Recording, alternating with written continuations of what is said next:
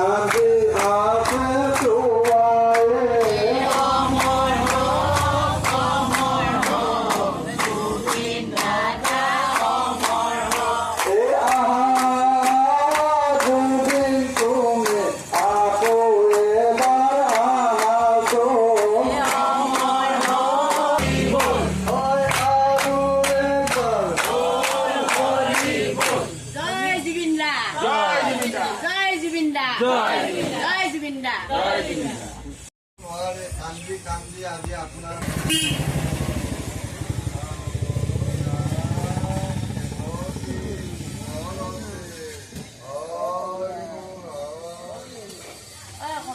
খিলঞ্জীয়া সুৰক্ষা কমিটিয়ে আজি সুন্দৰ হিচাপে তেওঁ মানে শ্ৰাদ্ধটো পালিছে ভকত ভকতনীৰ দ্বাৰাই নাম কীৰ্তন ধৰি আজি আমি খিলঞ্জীয়া সুৰক্ষা সমিতি অসমে স্বৰ্গীয় জুবিন দাৰ এমহীয়া কাৰ্যসূচী আছিলে।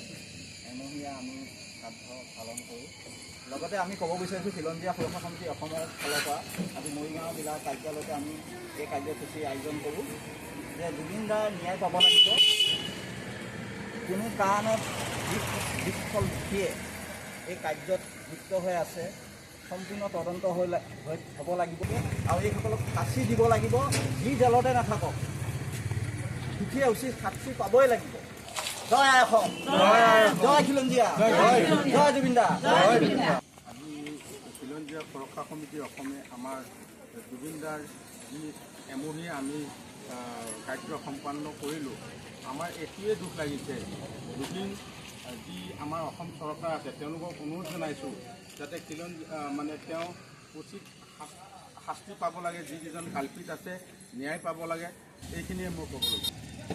আজি খিলঞ্জীয়া সুৰক্ষা কমিটি অসম মৰিগাঁও জিলা সমিতিয়ে প্ৰয়াত জুবিন গায়কৰ যি এমহীয়া পৰ্ব আজি আমি সমাপ্ত কৰিছোঁ।